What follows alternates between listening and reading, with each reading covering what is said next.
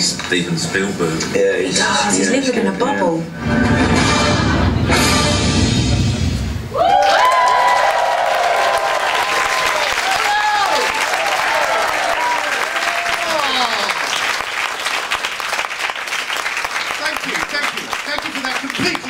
Applause. Thank you very much. Very kindly.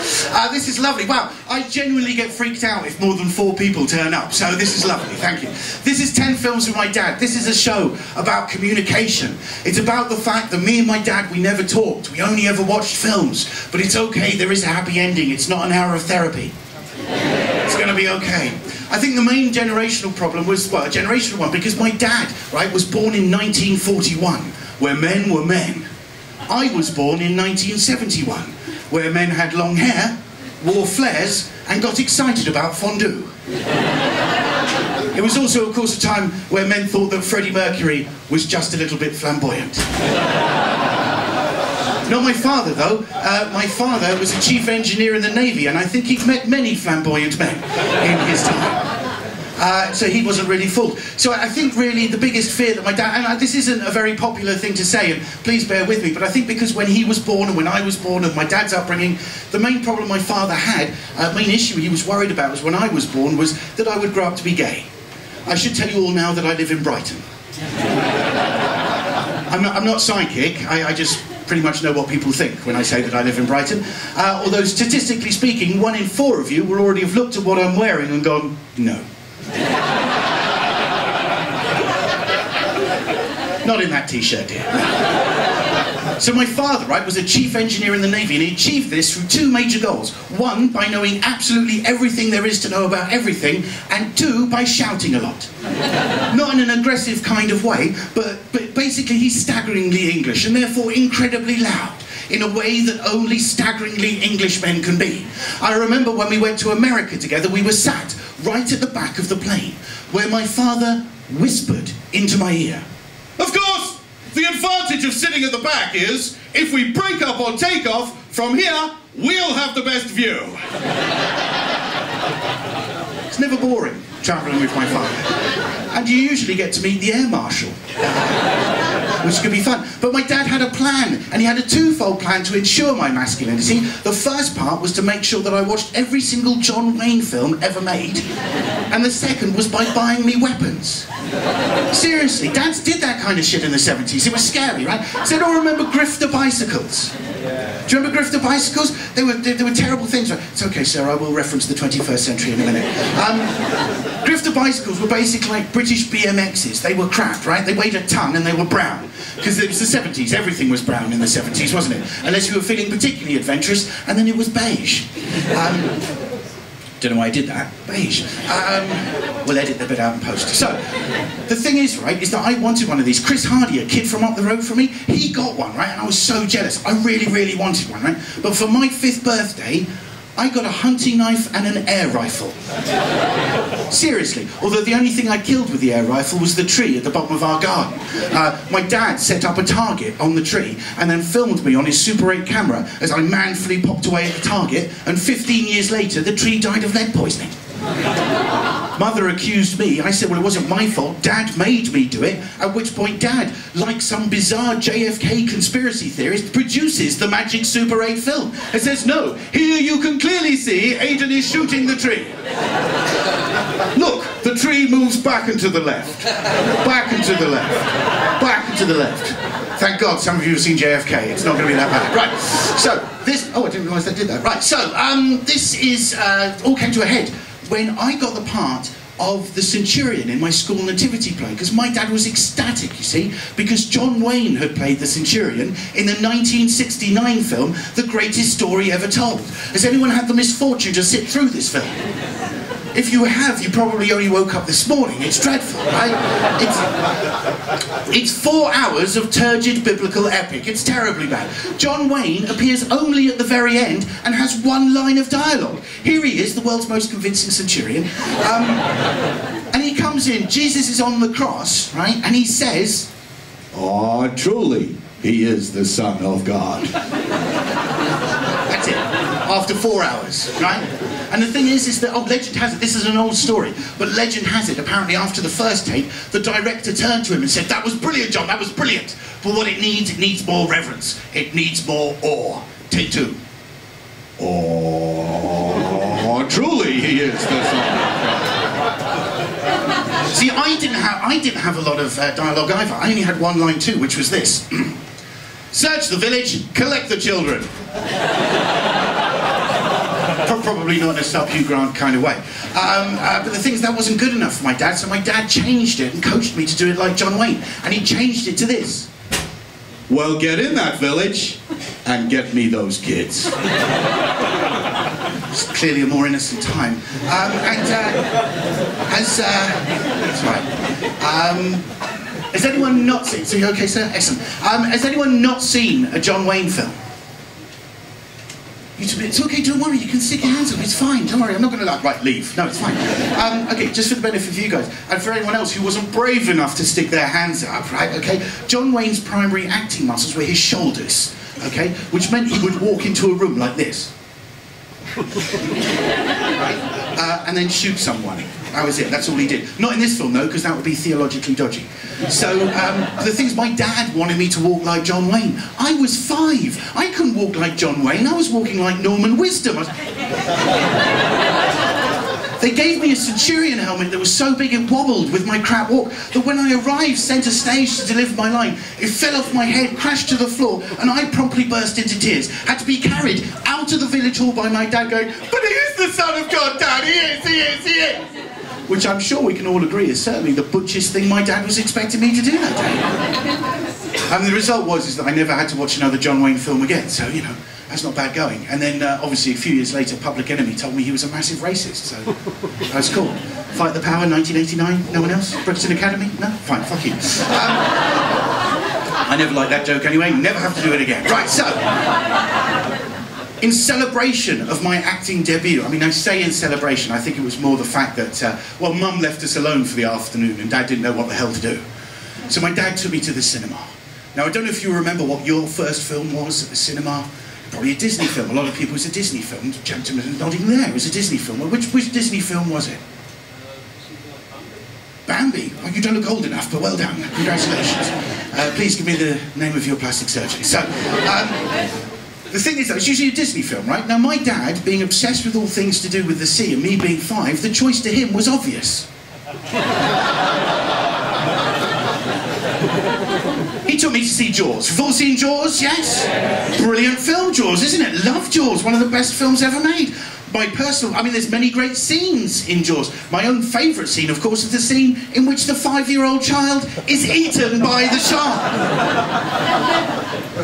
Dad, with his engineering brain, couldn't seem to fathom out why I was having trouble sleeping. He just couldn't work it out. So my dad, never wanting to miss an opportunity to educate and inform his child, decided to give me a lecture. A lecture on the most common causes of death in 1976. Number 1, road traffic accident. Number 2, falls. Number 3, bizarrely enough, poisons.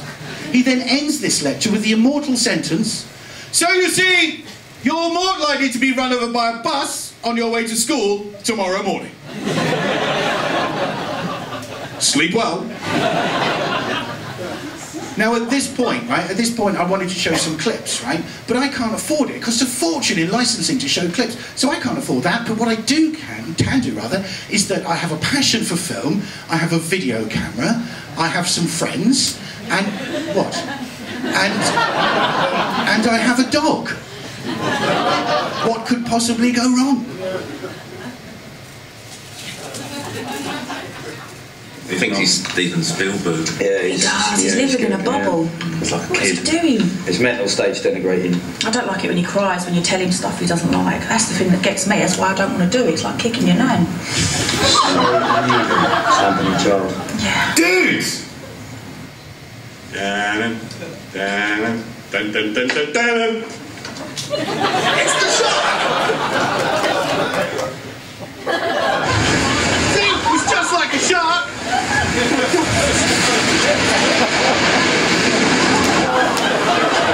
not going to notice. Come on.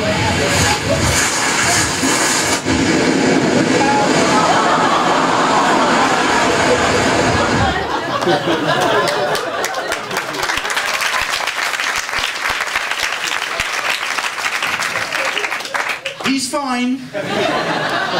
We do that every day in Brighton. I jump and he jumps in the sea, it's fine. I put a fin on him once and film him. You all look like we should call the RSPCA. Really, he's okay. Look, here he is, post-shoot. There we go. That's Kimball, my dog. That's in his trailer. His agent insists upon it. The show's been a bit more successful for him. He's just signed to Disney. So, the thing is, right, Dad's speech obviously did nothing to help my sleep patterns whatsoever. So my mum, already Mum's in today. Sorry for reminding you. Mums do this wonderful thing, right? Mums do this incredible, wonderful thing. And, sorry, how old are you? We met in the queue, aren't you? You're Adam, aren't you? How old are you? You're 15. Right, excellent. How old is he really? Because I'm not... He's 8. Okay. Because there's a bit that I didn't calculate that I might have to cut out. It's not a rude bit or anything, but it may shatter some illusions. So what we're going to do is in about 3 seconds I'll stand up and hopefully the audience will laugh and we'll cut it out in the edit. How about that? Does that sound okay? Nod to me, do something, thank you. So if I go up, go 1, 2, 3, and then we'll just edit it out. Would that be okay? Is everyone okay with that? Okay, so I'm editing because I don't want to be the one responsible for the nightmares tonight. So, okay, 1, 2, 3, go! But mums are wonderful, right? Because mums do this lovely thing, right? Well, basically, Mum decided to make everything seem better, right? Well, you know, mums do wonderful things, right? So she said, don't worry, son, you'll be perfectly safe from shark attack as long as you always have your red wellies. Yeah, I know. I had these red wellies. I wore them all the time, right? Consequently, I didn't take them off for a year. I wore them to school. I wore them to bed. I wore them in the bath. Well, you would. There's water there. A shark could attack you. I even wore them when we went on holiday to Greece. I do apologise for the Sharon Stone pose. I didn't know that this bit was going to come up later in life. I found this other picture, and I'm wearing the red wellies, but I look quite upset, and I think I know why. Because this is my sister, who I love very much, but if you care to look at her footwear, she's clearly doomed. I would like to say, though, and this is reference to you, Adam, that I have now reached a ripe old age and have my own pair of red wellies wherever I go, and have still yet to be attacked by a shark. So if you haven't learned enough juicy words so far, Adam, and nothing else, remember, always listen to your mother. Right? Some of you are looking doubtful, though, but it's okay. I have factual evidence that red wellies can save you from shark attack, as pictured from my holiday in Spain last year.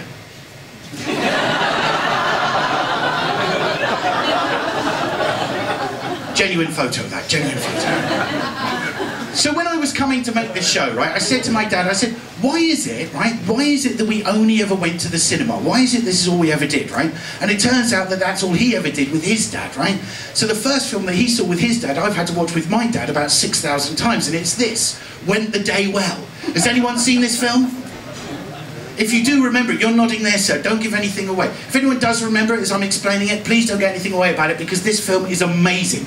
It's a 1941 black and white propaganda classic starring Thora Hird shooting Nazis. Yeah, if you thought she peaked at Songs of Praise, you haven't seen anything till you've seen Thora with a grenade in her hand. It's amazing, right? The plot concerns a group of German paratroopers who, disguised as English troops, have to capture and hold hostage an entire British village. An entire British village, by the way, that is populated by the most frightfully plucky people you've ever met in your life. Now, would anyone like to hazard a guess as to how the Germans are rumbled? Any ideas, anyone? So, it's okay, everybody's thinking they don't know what I'm saying at the moment. Listen, I think everyone got a little bit embarrassed because I had to talk over there. People don't feel comfortable making suggestions. Sorry, what's your name? Richard. Hello, Richard. What I'm going to do is I'm going to ask the question again, right? And when I do, can you say something like, oh, I know, say, oh, Aidan, is it the accents? Is that what it is? Right, okay, something like that. Make it sound natural, okay? Is that okay? You okay with that? Good man, excellent, right, okay? No one will notice, it'll be fine. So would anyone like to hazard a guess as to how the Germans are rumbled? Yes, sir. My name isn't Richard.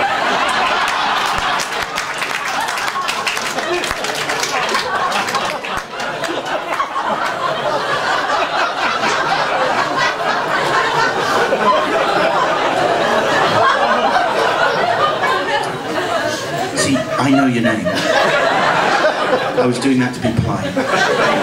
No one else needs to know it. I don't want to piss on your bio for that, you know, it's fine. So, Richard is not your name. Then what is your name? Helen. Sir, are you going through a midlife crisis? Because I've waited 4 years to film this fucking show. And quite frankly, you're fucking it up. I mean, I'm having to swear at you, and I've got young children over there. I mean, I know he said he was 15, but he wasn't bloody fooling anybody. That's right? Okay, no, you've blown it. Right, so... Hello, sir. Right, I'm going to go down the line until we find someone. What's your name? Okay, Steve, I know your name is Steve, no one else needs to know it. Okay, right, fine. Steve, when I go back and ask the question again, right, could you say, oh, is it their uniforms? Okay, something like that. Would that be okay? Excellent, right. You've got exactly what, you know what to say. I just thought I'd check.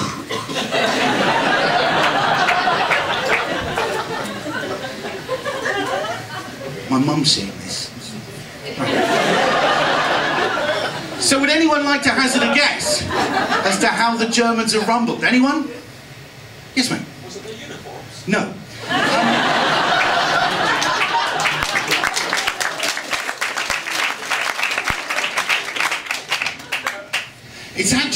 It's actually a bar of chocolate. Yeah, I know, I've got 150 people looking at me going, fuck off, Aid. Seriously, the scene is amazing, it's incredible. It's like an acting masterclass. It's like, oh, that's strange. This bar of chocolate just fell out of Corporal Henderson's rucksack. But what's so strange about that? Well, it says... chocolade. But that's how they spell chocolate in Europe. Why would Corporal Henderson have European chocolate? Unless... And from that, they kill them all. It's really put me off shopping in Lidl. It does, of course, beg the question, though. I know some of you are wondering, since when has confectionery been a major tool of detective work?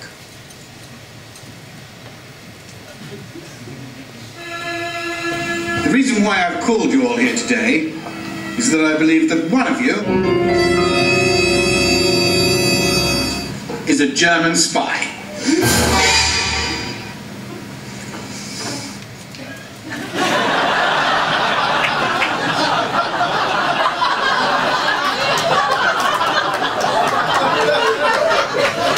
I know some of you think it should just be an hour of the dog. That's fine.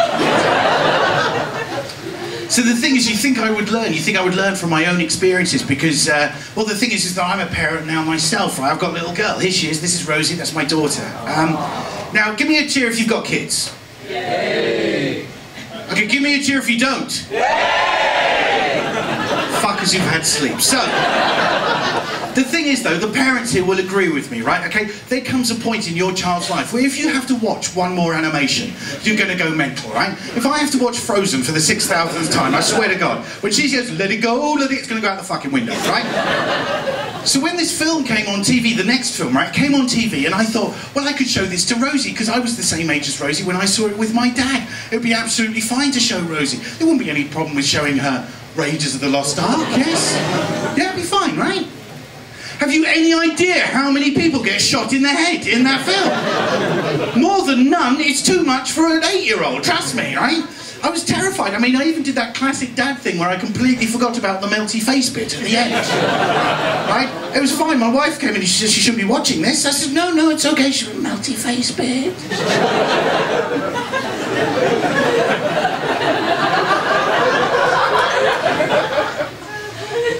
But it was fine. We didn't get any nightmares at all. It was amazing.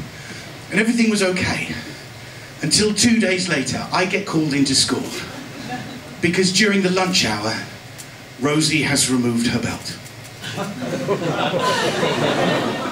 And is whipping off Nazis' heads in the playground. I have inadvertently created an 8-year-old Nazi hunter.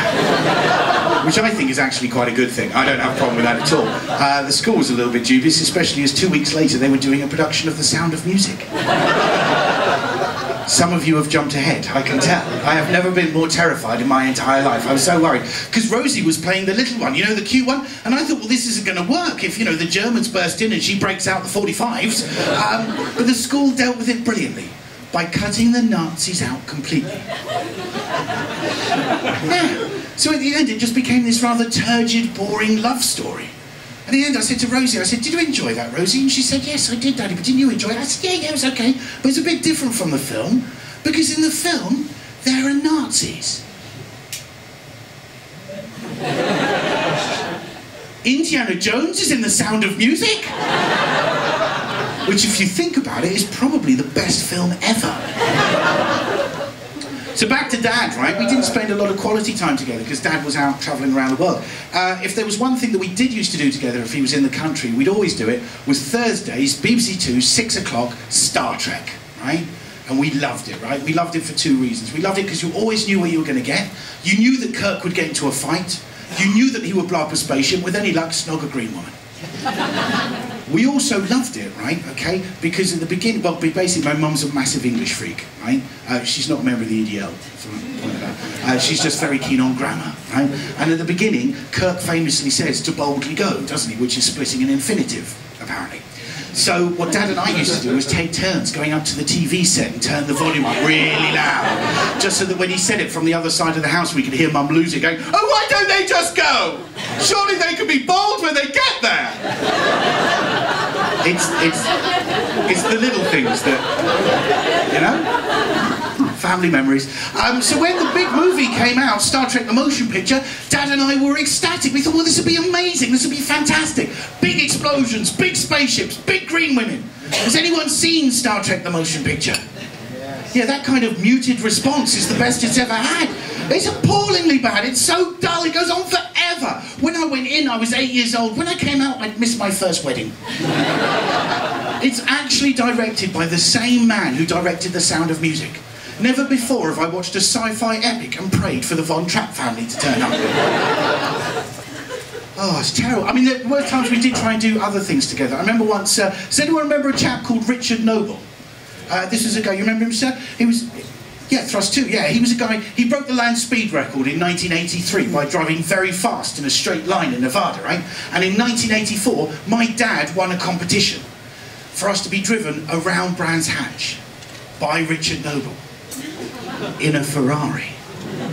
Yeah, that's right, game show fans. I thought, well, this would be great, right? So we get down to Brands Hatch, we get in the car, Noble starts the engine, we fly down the first straight, get right to the first corner, spin right the fuck off and crash into the barrier. At which point Noble turns around and goes, ha ha ha ha! I'm not very good with corners!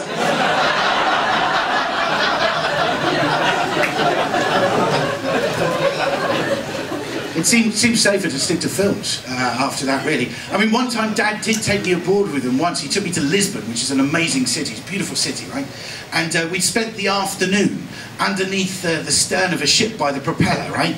It was exactly like that bit in Indiana Jones and the Last Crusade, you know, exactly like that, right? Obviously the propeller wasn't spinning round, and Dad and I weren't fighting religious zealots, and, well, we never found the Holy Grail. But apart from that, it was exactly the same, right? So that evening, I was 13 at the time, and we're out walking around the town because we're going to find a movie, because that's what we do.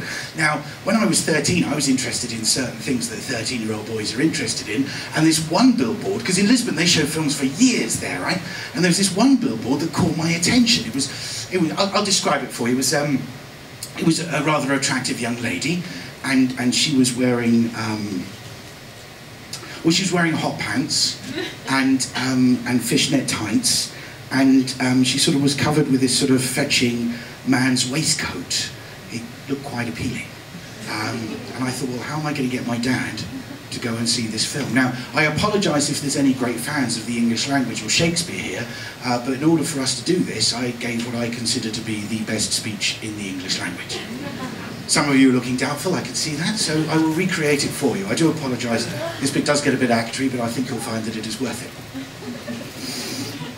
Sorry, I just have to prepare. Darling, I said Anfield, it could be Roger, could be Crown, I don't know, I think it's got Steve McQueen, it's got Steve, I think it's tanks, it's definitely World War II, I think it's explosions, could have car chases, could be really cool, I know the girls are that's why I just said that, it's probably rubbish, could be good, could be shit, I don't know, what do you think?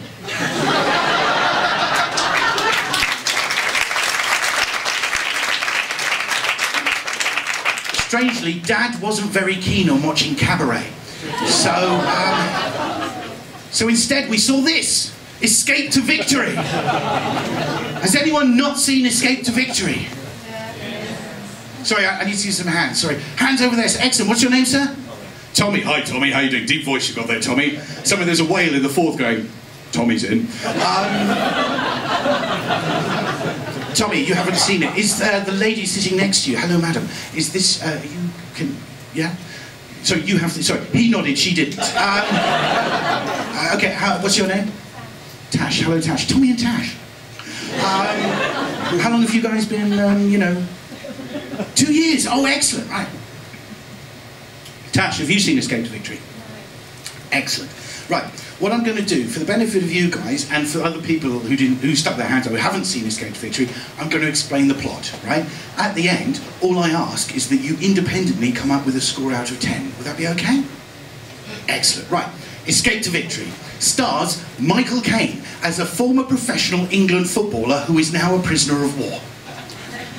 Max von Sydow plays the camp commandant, a man so obsessed with football he instantly recognises Michael Caine and his footballing prowess, and organises for a football team to be made up of Allied prisoners of war who used to be professional footballers. By the way, guys, this includes Pelé. He then organises for a football match to happen between the German national team and his Allied prisoners of war team, right? In the German... Edit. Everyone stay exactly where you were. He then organises, right, for a football match to happen between the German national team and the Allied prisoner of war team in the Stade de France in the middle of Paris, during which the goalkeeper organises for them all to escape during the half-time break. It gets to half-time. They are 4-1 down, right? There is no way they can win. There's a little explosion underneath the bath in the men's changing rooms. There's the French resistance. The entire Allied team make their way down into the tunnel. They're about to make their escape when someone very convincingly says, hang on, do you think we can win this?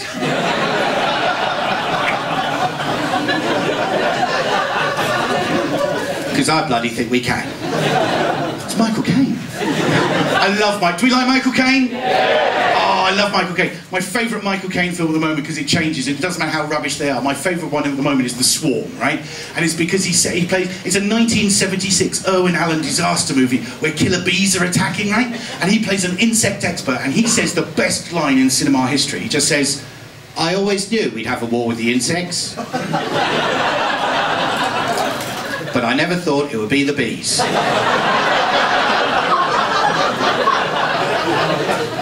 They've always been our friends. Love him, love him. And he's being deadly serious as well, right? Because with Michael Caine, I don't know if you've noticed, but the level of Michael Caine's seriousness is dependent on the gradient of his finger.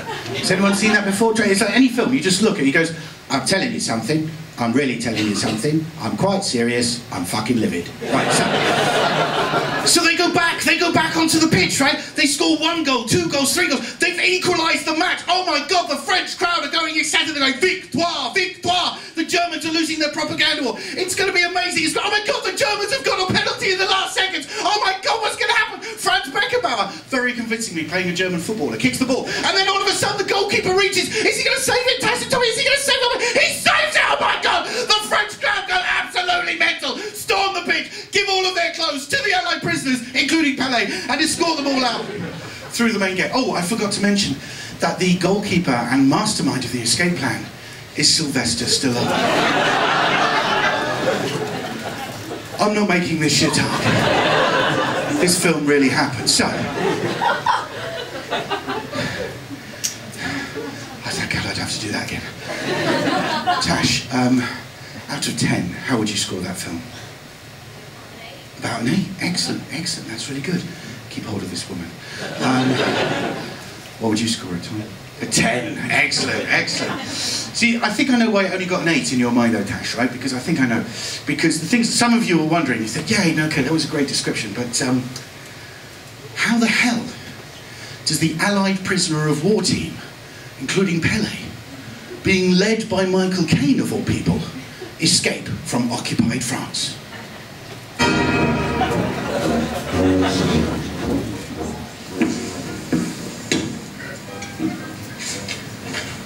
Bist du nicht eine Englische? Jawohl, Herr Robust. Bist du nicht eine englische? Wir haben eine Little Schlap und dann essen sie Sticky Toffee Pudding auf so einen Tisch bis darauf legt und kommen dann singen sie 2 Weltcup und Welt vor. Jawohl, Herr Robest. Kannst gehen. Good luck. Danke. Ich weiß nicht, dass er ein bisschen auch war. Ja, das und Peter. Next.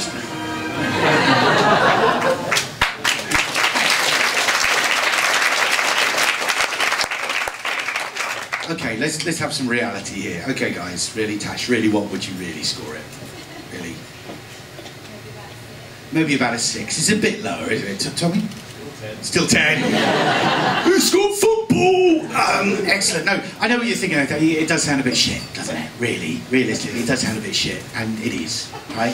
But it is awesome shit, right? It's one of the best sports movies ever made. If you're not massively excited by the end, if there isn't a little tear coming down your eyes when they get through, oh, I tell you, you're not human as far as I'm concerned. Consequently, I cry at any sports movie I've ever seen since. Tin Cup, it's about golf. But when the lights came up, the scariest thing happened, right? I could see that my dad's eyes were a little bit red. And that scared the little shit out of me, I tell you, right? Because my dad was, my dad was John Wayne. He was indestructible. He was the toughest guy in the world. I'd once seen him put a nail into his hand accidentally in the garage, take it out with his teeth, wrap it in sellotape and just go, that'll be fine. I said, Dad, have you been crying? He said, it's all right, son. There are 3 occasions when it's perfectly acceptable for a grown man to cry. The birth of a child, the death of a loved one. Or during a sports movie. Which led to the question about my own birth, and apparently there was something interesting I didn't know. I was 3 weeks late, which was really annoying my dad. Don't worry, my mum was mightily fucked off too. My dad, being an engineer, wanted to solve this problem, because that's what engineers do, right? They solve problems. It was like, how do I get this thing out of that thing, right? Those are his exact words, by the way. So my dad's plan, right, was to rent a 2-seater sports car at an exorbitant amount of money, and then drive it around Kent at 300 miles an hour until my mum's waters broke through sheer fear. He then delivered her to Beckenham Hospital, had a 20-minute conversation with the doctor about engine capacities, right? And then announced that his wife was about to give birth. Apparently, I arrived at 3 o'clock in the morning. So I said, well, Dad, did you cry? He said, well, of course I cried. Car was supposed to be back by 5. You cost me a fortune. So the next film on the list is this. It's Aliens. Everyone seen Aliens? Yeah. It's a great film, Aliens. If you haven't seen it, don't worry. It's a film that does exactly what it says on the tin. There are aliens in it. For those who think, they use props very, very cleverly in it, though. You know the big gun that the heroes have got? You know, the chest piece gun, right? The chest piece is actually from a Steadicam unit. The gun itself is actually from a Spitfire, and the triggering mechanism is actually the handlebars from a Kawasaki 750R. I know this because Dad knows this. And he told me. During the film. Oh, I see what they've done there. That's very good. They've had to recycle. That's very clever, son. You see, that's a Kawasaki. No, Dad, will you sharp? You're getting us thrown out. It's okay. I'm only explaining it to the people. We got thrown out.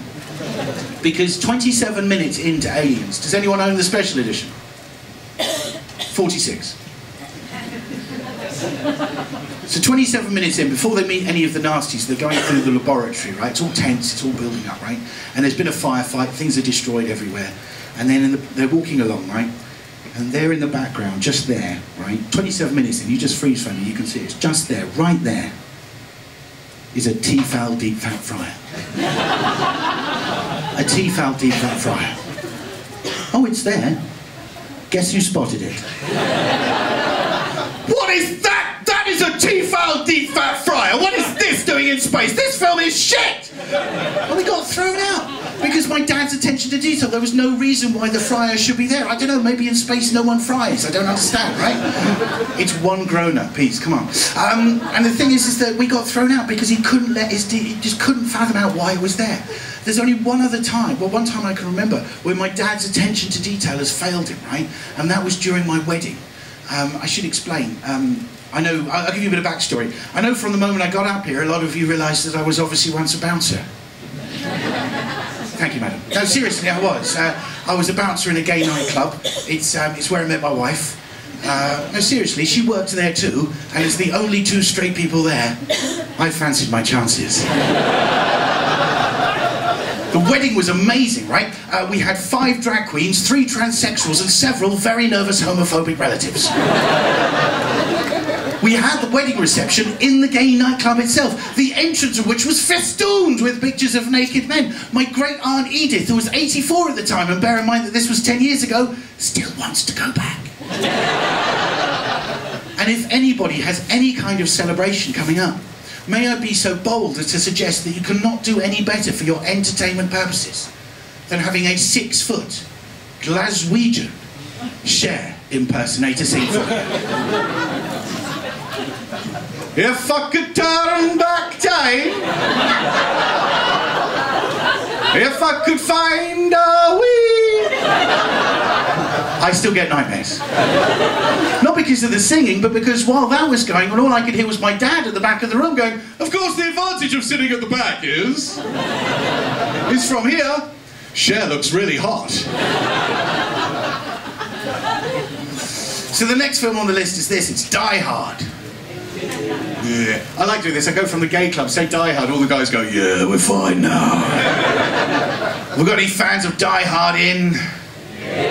Yeah, chap there in a blue shirt who's sitting there like this because his testicles are so huge. Hello, sir.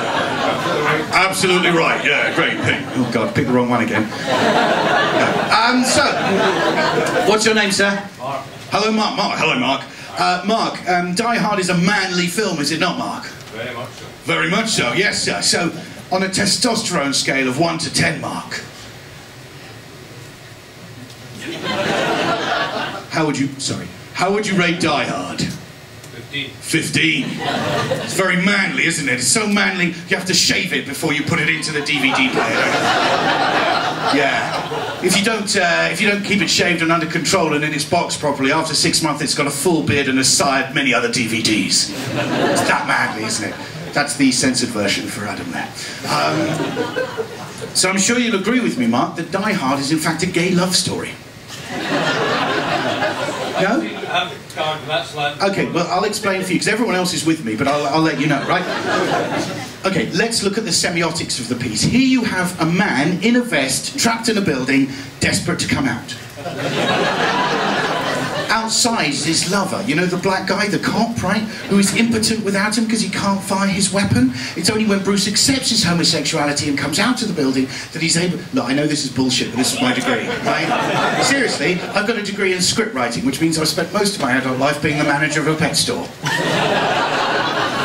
I did my dissertation on homoeroticism in the action movie. I even went on to describe how The Great Escape is the first example of a gay couple in Hollywood. Donald Pleasance and James Garner. They're the only two that live together, and at the end, Donald's, when he dies, he says, "Thank you for getting me out." No? Fuck you, I got a 2-1 for this shit.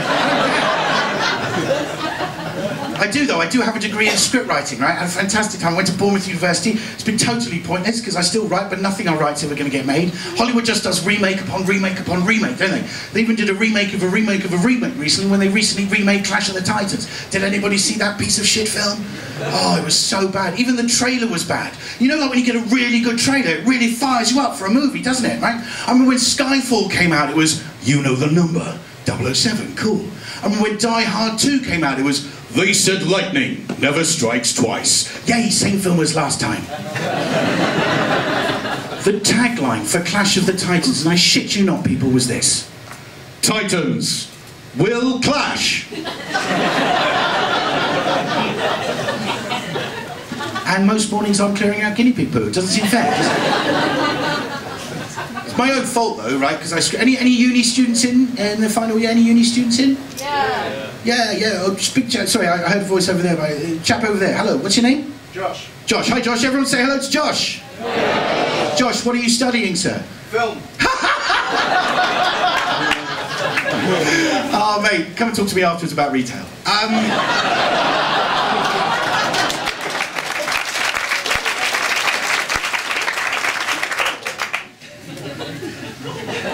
What aspect of film are you studying? Sound production. Oh, you'll be fine. You'll be fine. They've always got a job, because, yeah, no, you haven't. Right, so, trying to make you feel better. Right, where do you live, sir? Newport. Right. South Wales. South Wales, excellent. Move to London, right? Join every film company you possibly can, make tea for everybody, then you'll actually have a career. Yep. Don't do what I did, which is basically sit around doing fuck all, hoping that people turn up. Because otherwise, 20 years later, all you're going to be doing is standing here going, ah, love me. Okay?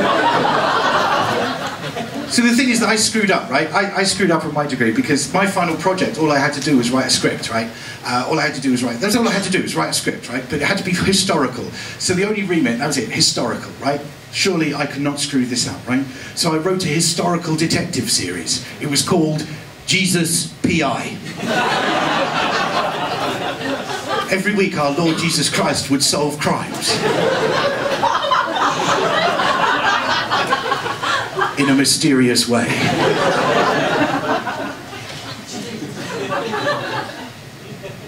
Missing loaves, you say? Jesus, they're getting away on that boat! I don't think so.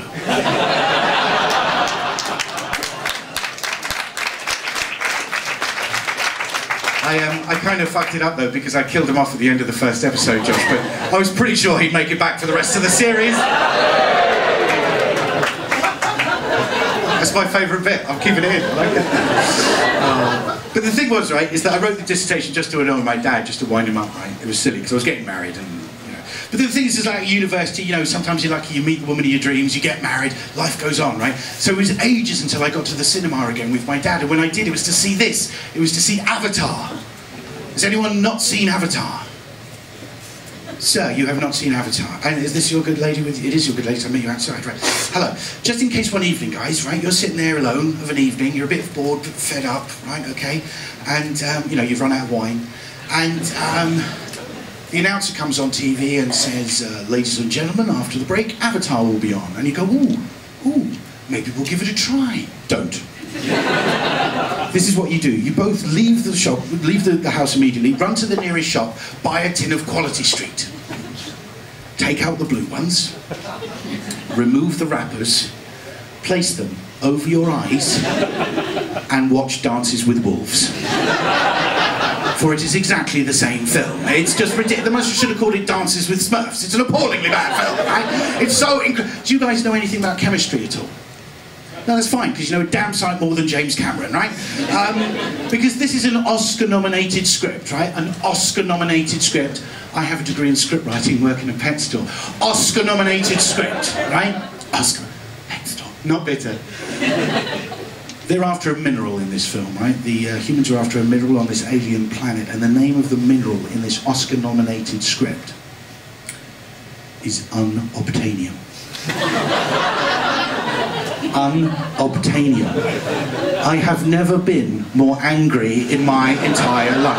I sat there absolutely fuming through this shit. I was thinking, well, this is just bloody ridiculous. I mean, I didn't know how Dad was coping. He couldn't cope with the Tefal deep fat fryer. How the hell is he going to cope with unobtainium, right? And I was going mental because the thing is that when I said my dad knows absolutely everything about everything, I'm not joking. He really does. He has 3 degrees. He has a degree in advanced chemistry. He has a degree in mathematics and a degree in engineering, which means he knows exactly how something's gone wrong, how to fix it, and also time travel. I'm half expecting to see him on the TV tonight at 7:50. No Who fans in, right, fine. Oh, fuck you. Right, so, the thing is though, right, we got out of the cinema and I said, right, Dad, what do you think of that then? I thought it was great. What? I couldn't believe it. I'm so angry. If I could, I would have given him a lecture, produced a copy of the periodic table, the very thing he lived his life by, and said, where, Dad, where? It's unobtainium. I am dying to know. His reaction? It's only a movie, son. I thought, I can't have that. I can't have it, right? So I thought, well, I know what I'll do, is I'll get my dad down to my house, we'll watch Avatar together, and then I will get him to explain to you good people, the people of Edinburgh, why he liked Avatar so much. Right, well, Dad's on his way round, we're going to watch Avatar, and hopefully come up with some kind of sketch. Something like, I don't know, but we're going to come around, talk about why he liked it so much.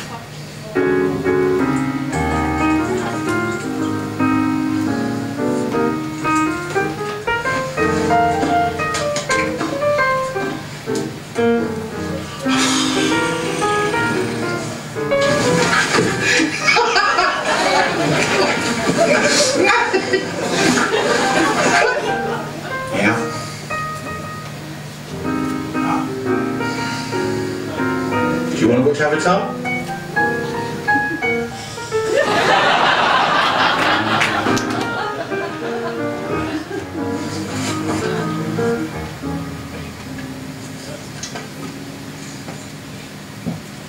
I blame him. So Dad chickened out, he didn't come. I mean, he has since seen this sketch. Would you like to know his reaction? Yes. You do, of course, realise that your dog is colourblind.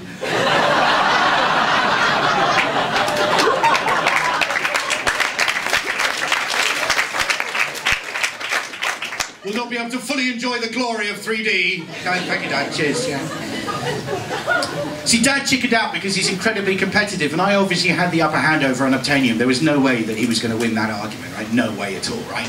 So the thing, I mean, he really is competitive. I mean, even when I started doing stand-up, he was like, well, that's because of all the public speaking I've been doing. I said, Dad, just because you speak at 300 decibels, the entire general public can hear you, does not make it public speaking. So I thought, well, for the end of this show, I thought, well, I know what I need to do. I need to try and beat him at something. I need to try and win. I actually need to win at something, right? And I know it sounds puerile and stupid, but that's the kind of man I am, right? And the thing is, though, is that my dad is so incredibly brilliant at everything. There was nothing that I could do that I could beat him at, really, that he'd already done. It just couldn't happen. So I thought, I'll do something he hasn't done, yeah? So if I do something he hasn't done, it maybe not be winning, but it'd be like setting the bar, right? It'll be setting the bar, and then it'll be like winning, right? So one thing I realised my dad's never done is my dad has never run a marathon. So I entered a marathon.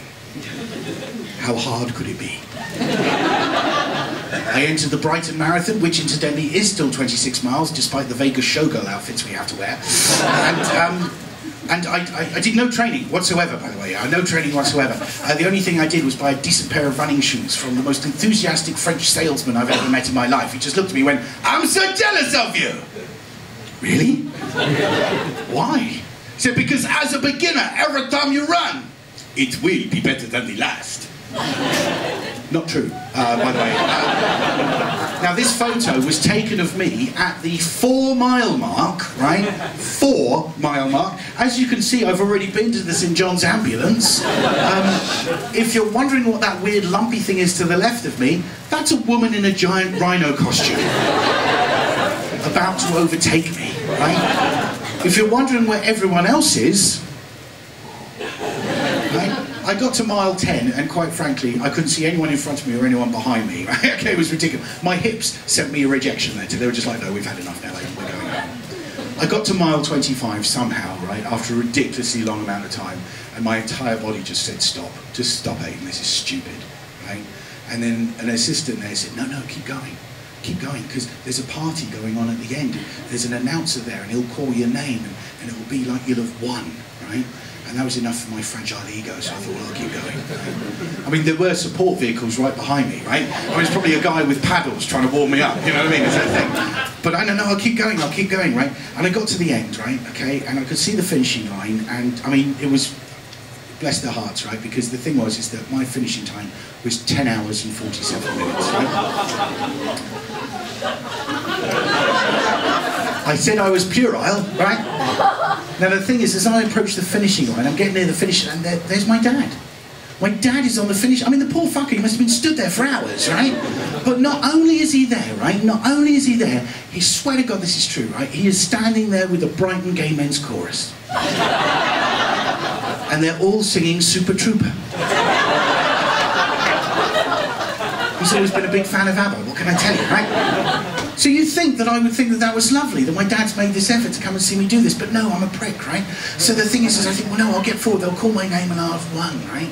And I get a little bit closer, right? And this announcer just calls out, goes, oh, ladies and gentlemen, look! And I think, well, they're going to call my name out. This is it, this is the moment, right? They're going to call my name out. He goes, and they didn't call my name out.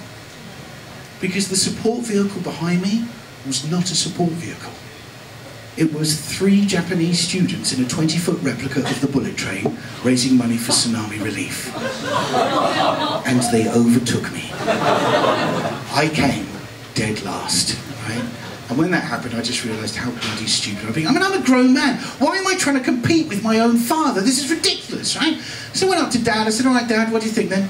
Outrageous! They clearly had an aerodynamic advantage.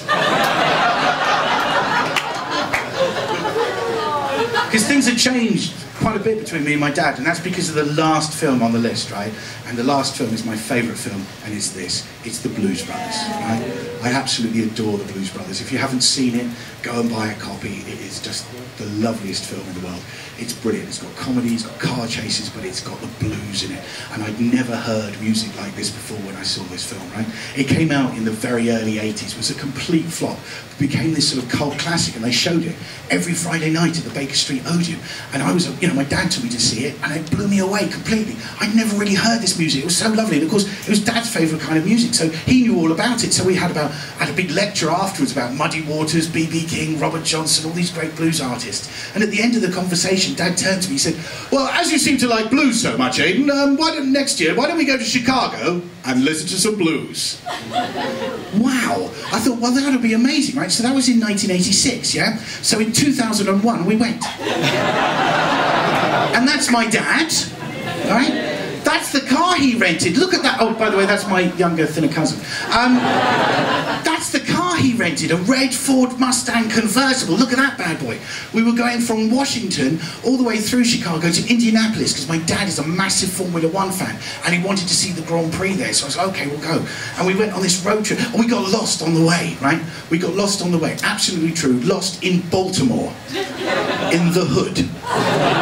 Yeah, now for those of you who don't know Baltimore and haven't seen The Wire, imagine the worst parts of hell and add automatic weapons.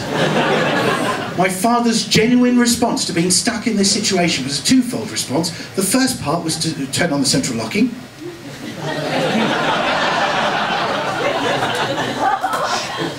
The second was to stop and ask for directions. From those young chaps just over there. Which, believe me, is the first and last time that a Baltimore street gang has ever been referred to as chaps. However, we got the directions we wanted, along with some crack. From a lovely chap called Blood. We still write. So we get to Chicago eventually. We get to Chicago. We've got like a day to kill in Chicago, right? So we do a load of film stuff. We went to Union Station. You know that bit in The Untouchables? You know with the stairs, the bit there? We recreate that bit, and I get my dad to take a photo of me pretending to be Kevin Costner on the edge of the stairs trying to grab the pram. And he says, right, take a photo of me, I'll be Robert De Niro. I said, well, you can't be Robert De Niro, Dad. Robert De Niro isn't in the same film. It doesn't make any fucking sense. He said, I'll pay the fortune, I'll be Robert De Niro. We then went on the elevated train and I tried to get Dad to run underneath and pretend to be Gene Hackman, but he wasn't having any of that. And so that evening we're going out and about, we're going to go and see a film, right? Because that's what we do, we go and see films, right? And as we're looking at various cinemas, my dad says, look, what are we doing this for? We're in Chicago, let's go and find some blues. Of course, we were going to do this all these years ago. So we end up in a place called the House of Blues, which is a venue owned by Dan Aykroyd. I was touching the walls. I should say as well that Dad had had a retina operation 3 months previously, so legitimately had to wear sunglasses indoors. He looked the bollocks. It was amazing, right? So we're there, we're in the House of Blues, right? Some old blues player's twanging away like that, he's having a great old time, and I'm in having a beer with my dad in Chicago. It's amazing, right? And then this blues player leaves, and then the announcer comes on and says, oh, we're going to have a little break. Really? You're going to leave now? It's only the most emotional part of the whole fucking show. Trust me, don't leave yet. It's fine. What's his name? Sorry? Matthew. He's a cunt. So, sorry.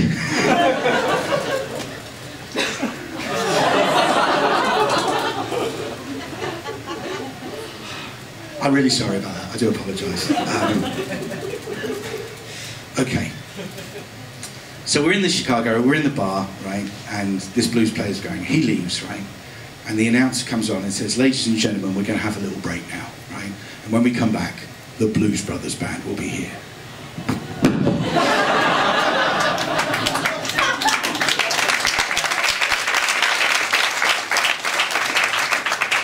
I was like, Dad, did he just, the Blues Brothers, the Blues Brothers band? Oh my God, what are the chances? I can't believe it, the Blues Brothers, this is, I was a bit excited. And that's what my dad told me, you see. The thing is that we weren't going to the Formula One Grand Prix. We never were going to the Formula One Grand Prix, right? Dad wanted to take me in 1987, but he had this dream about taking his son on a road trip across America in a red Ford Mustang convertible. So he saved for 15 years without telling anybody. No one knew what he was planning. But when he discovered that the Blues Brothers band were reforming for 1 month only, 1 day only, he knew that that was when we had to go. And when he told me that, it fucking blew me away. I didn't know what to do. I didn't know how to react. I was just filled with love. It was like I was watching a sports movie or something. Do you know what I mean? I was just that emotional about it. I wanted to hug him. I wanted to tell how much I loved him. I just wanted to hold on to him, never let him go, and say how special he was to me, right? But the thing is, I couldn't because of the John Wayne macho bullshit that I've been brought up on. So all I could do was a good impression of him and just go, great!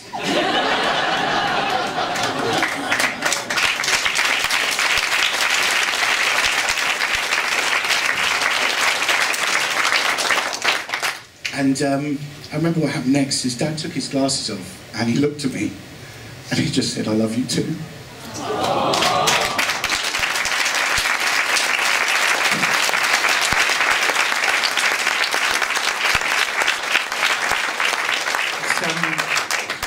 It's not quite the end of the story because I've done this show many times and my dad has seen it and I've since had a birthday. Would you like to know what I got for my birthday?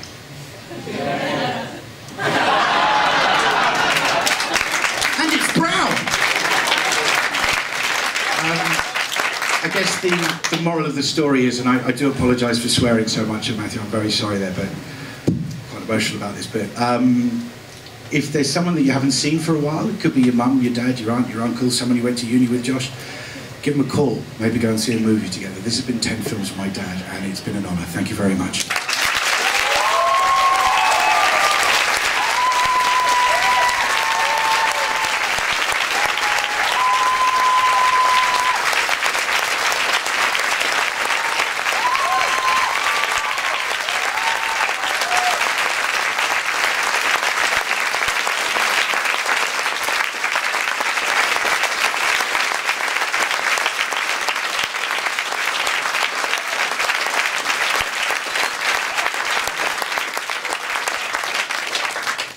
Should we do it again tomorrow?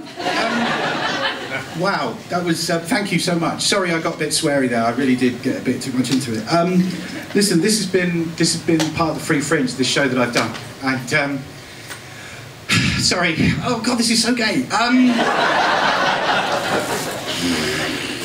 Right, okay, here's the deal. I'm going to get through this without trying to cry.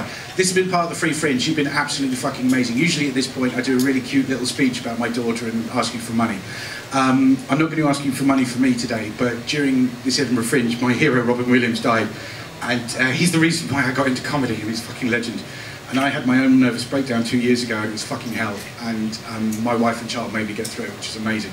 So I'm going to be at the back with a bucket. The money that you would normally give, and usually I go, if you can't afford to, no, fuck it, give me money. Because every money that I give is going to Mind, the mental health charity today.